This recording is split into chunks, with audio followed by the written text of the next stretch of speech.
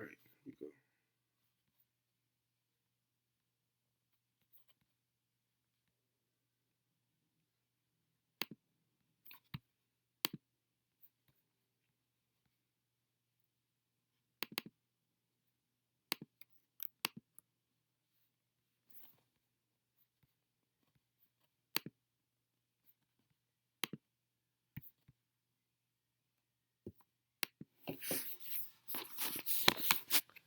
Okay, so this is the Georgia State University Athletic Program Financial Advisement by me, Tobias Jordan.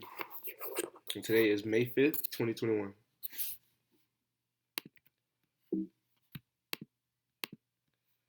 So after looking at the financial statements for Georgia State University's athletic program, I decided I'd go ahead and write down all the significant financial things that I'd found and seen.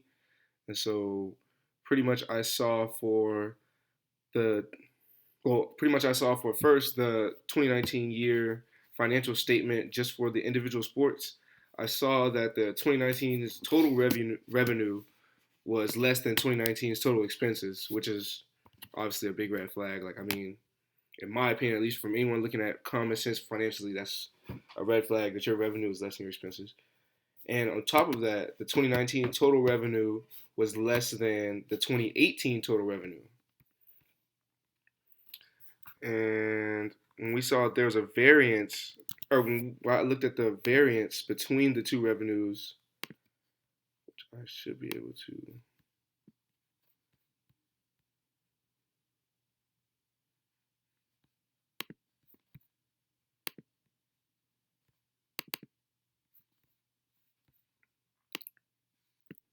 When looking at the variance between the two, I was able to see that there was a significant, well, when looking at revenue first, I was looking at the ticket sales, and there had been a 50.7% increase in the ticket sales, which is significant.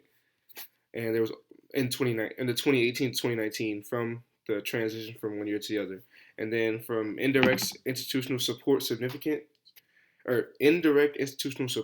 there had been a 24.7% decrease from 2018 to 2019, as well as in contributions, which is another word for donations. There was a decrease in that of 85.5%. As in other things for revenue, I also listed the royalties, licensing, advertisements, and sponsorships. There was a significant increase there, and 27.3% revenue increase from 2018 to 2019. And then the bowl revenue, there was a significant decrease of 100% from 2018 to 2019. So based on these numbers, you can look at everything, and you can look at some of the numbers and tell exactly what the reason is, and some of them are kind of cloudy. Like, for example, the bowl revenue significant decrease is obviously 100% because they did not win a bowl game in 2019. Now, I also looked at expenses after I looked at revenue. I looked for the variance, which is here. I saw that the support staff, administrative salaries, benefits, and bonuses had a significant increase of 15% from 2018 to 2019. I also saw that the game expenses decreased from 2018 to 2019 by 18.3% overall. Now, the fundraising, marketing, and promotion category had a significant decrease from 2018 to 2019 for expenses of 26.2%. The spirit groups also had a significant decrease in expenses of 55.7%. The athletic facilities, debt service, leases, and rental fees had a significant decrease of 24.7% between 2018 and 2019. The student athlete meals had a significant decrease between 2018 and 2019 financially of 31.7%. And other operating expenses had a significant increase of 265% for between 2018 and 2019. Now, when it came to other operating expenses, as it says on this paper, obviously, as well, there was a construction on the stadium, and the construction of the stadium ended up having a $6 million expense increase in the category of other operating expenses in 2019 compared to 2018. So that is something that they obviously planned to do. They were expecting to take the loss on that. Probably an investment they're making that they're probably going to make back in the future, which is completely understood. Now, after looking at the numbers that I just given you, which was more than enough for me to find my strategies. These are my strategies here. I'm going to give you. So for revenue enhancement, I had a few strategies, and I had to change them up a little bit because I was unsure about like how to word them or if they made sense. So for the first one, I had that they should continue to reach out to alumni, sponsors, and others in Atlanta, especially in Atlanta, was such a large city financially and economically, for financial contributions to the program, because the contributions in 2018 were so much greater than the contributions in 2019, and one can tell how that just monumentally changed their overall revenue in 2019 or 2018.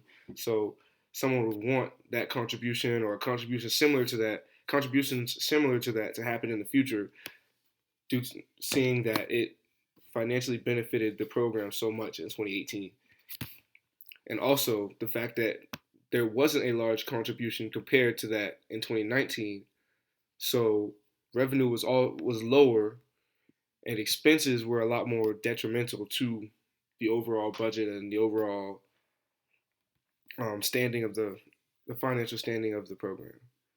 And then my second revenue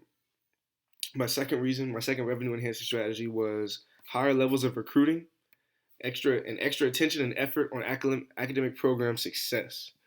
So when I wrote this, it was for the reason that there in 2018, primarily first, what I wanted to address was that they had reached a bowl in 2018, and they had won the bowl game, and that gave them a $365,000 financial revenue for that victory, and they did not receive that victory in 2019, so they were not able to receive that, which is a significant difference, as well as things such as ticket sales. Ticket sales were up as a result in 2019, most likely as a result of the successful 2018 year, in my opinion.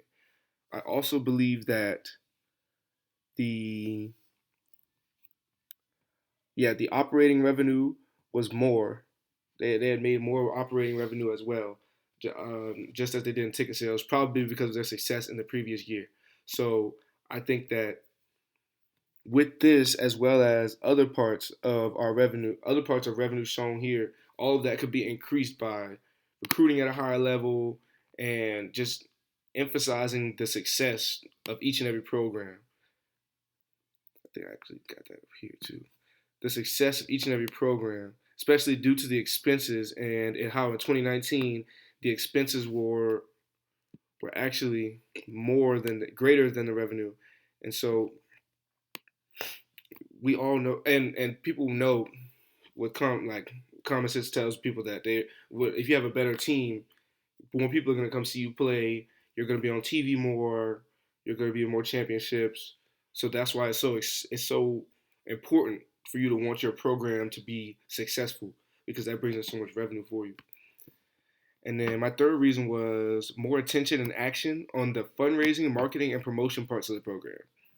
So that was I actually saw that later in my analyzations when I was looking at the expense change from 2018 to 2019. The fundraising, marketing, and promotion had a significant decrease of 26.2% between 2018 and 2019.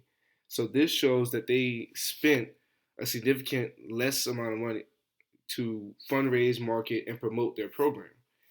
And one way that you could definitely enhance your revenue is by fundraising for your program, marketing for your program, and promoting your program around internationally, pretty much. So the fact that they decreased their investment into that category is definitely one reason for why their revenue is not as positive for that year, for 2019. So that was my last strategy for enhancing the revenue. So for my 3 cost saving strategies, I have also that are kind of complex, that are kind of outside the box, but I think that they make sense in my opinion. So The student athlete meal expenses, I feel that they should remain low because they were very low in 2019 compared to 2018. They had actually decreased over $100,000 in 2019. Student athlete meals, non-travel here at the bottom of the expenses list in 20 on the variance list, it had decreased over $100,000. And if that was successful, then that was great. They should leave it at that level or decrease it more if they can, because there's no point wasting money on something that you don't need when you want every penny. You want as much as you can. Financially, that's how we have to look at it. Like, we don't want to waste any money. And then with that being said, that leads me um, into my next reason for cost saving, or my next strategy for cost saving, which is cuts in football equipment. Now, this could be very, very controversial, not only for the reason that football is the largest sport, football is played by the most people, football is liked by the most people, it makes the most money in the athletic program. I understand that.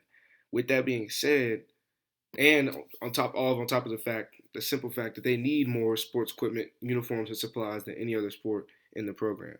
With that being said, I feel that there's such a large amount of money spent on sports equipment, uniforms, and supplies, even though it is not specified in this specific statement. I feel that that number can be taken down just because of the significance of that number compared to really all other sports.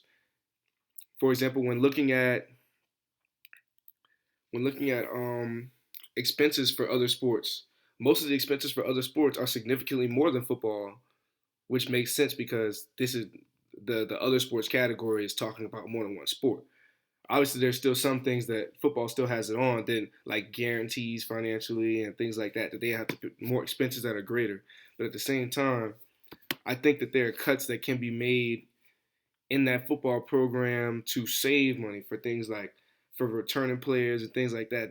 There's so much gear and so many things that are given out and so many amenities and things that even though these players do so much, who's to say that they can't cut those losses out in order to financially help the program as a whole? And my last cost saving strategy was to increase recruiting costs. And really, I have to explain that in detail. So by that, I want to indirectly decrease the recruiting costs in the future.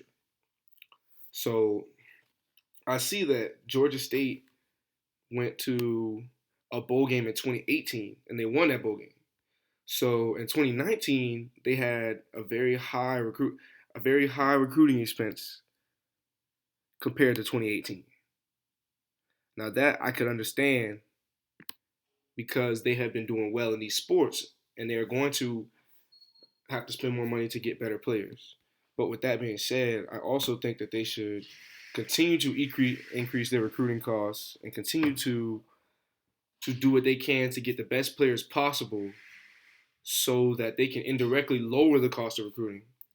Because there, we probably won't see the statement. We probably won't see it until, like, hypothetically, we were to get a statement for 2020 financially for Georgia State. But because Georgia State spent so much on recruiting, but their season was not as successful in 2019. Um, in 2018, they did not spend as much on recruiting, and their season was more successful. Now that is great. That's obviously how you want it to be. That's the least amount of cost as possible and more revenue.